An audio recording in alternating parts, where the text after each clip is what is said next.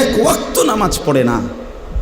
খোদার 365 দিন, একটা বছরে কোনো দিন যে ছেলেটা ফজরের নামাজ পড়লা না, তুমি কোন মার ঘরে জন্ম নিলা?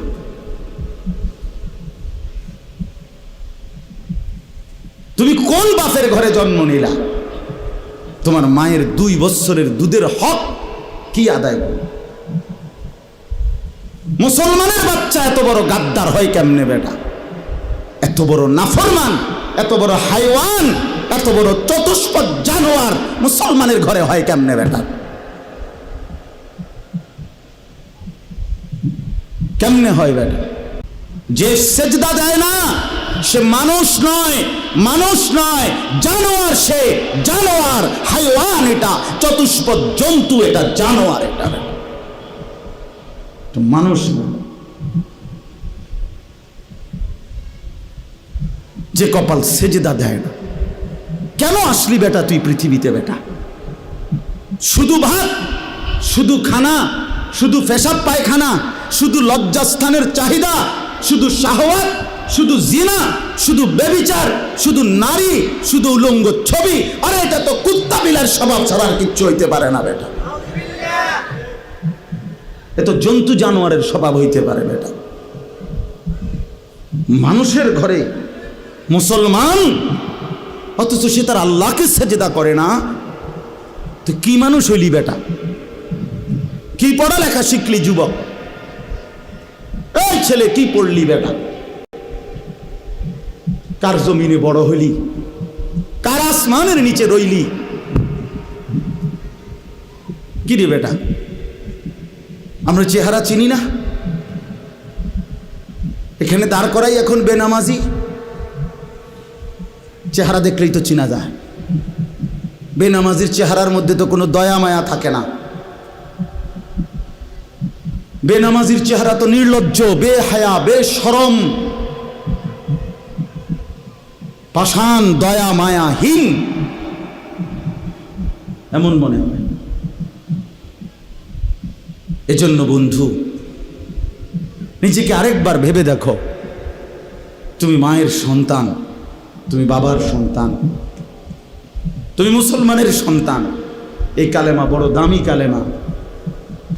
আমি 72 বছর বয়স্ক, 72 বছর বয়স বুড়া চাচা, এরকম একজন বয়স্ক লোককে গত আগস্ট মাসে কালেমার দাওয়াত দিছিলাম। উনি হিন্দু। 2.5 ঘন্টা ওনারে বুঝাইছিলাম, বলছিলাম, কিন্তু উনি এটা বলে যে ঈশ্বর অদ্বিতীয়, ঈশ্বরের কোনো অংশীদার নাই। আমি প্রতিমা পূজা করি না, উনি এই কথাটা বলে, কিন্তু উনি কালেমা। আমি বললাম, চাচা, আমাদের সাথে আরো আলেমা ছিল, চাচা আপনি এই কথাটাই বলেন, এই কথাটাই বলেন, এটাই কালেমা। আপনি যেটা বিশ্বাস করেন এই কথাটা মুখে বলেন না, কালেমা আরবিটা বলেন, লা ইলাহা ইল্লাল্লাহু মুহাম্মাদুর রাসূলুল্লাহ, এটা বলেন। কত অনুরোধ করলাম, কানসি পর্যন্ত, বিশ্বাস করেন। চাচার মুখ দিয়ে এই কথাটা বাইর করতে পারলাম না। কয় না, আমি এটা পড়তাম না।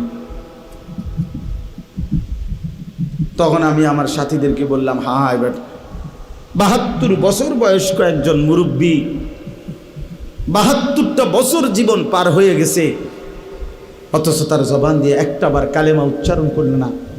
আর আল্লাহ তাআলা সেই কালেমা আমাদেরকে কত হাজারবার বলার তৌফিক দিছে।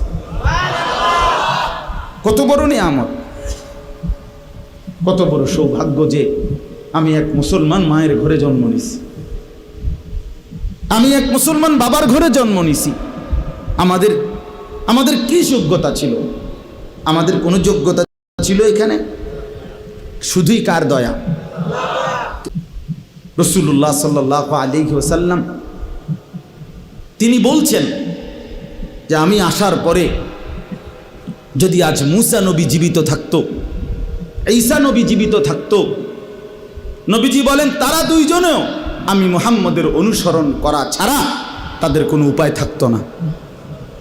গোটা পৃথিবীতে আল্লাহ নবী সাল্লাল্লাহু আলাইহি সাল্লাম পরিষ্কার বলছেন, আমার আবির্ভাবের পরে আর পৃথিবীর কোনো ধর্ম নাই, ধর্ম শুধু একটাই। আমার মাধ্যমে আল্লাহ তাআলা ইসলামের নাম হিসাবে যেই কালেমা, যেই ধর্ম, যেই বিধান আল্লাহ দিয়েছেন, আগামীর ইসরাফিলের ফু পর্যন্ত এটাই বিধান, এটাই কালেমা, এটাই ঈমান, এটাই পরিচয়, এটাই জান্নাত লাভের একমাত্র রাস্তা। তো সেই পরিচয়টা আল্লাহ আমাদেরকে দিয়েছেন। আলহামদুলিল্লাহ, আমরা নিজেদেরকে মুসলমান বলি ভাইয়া,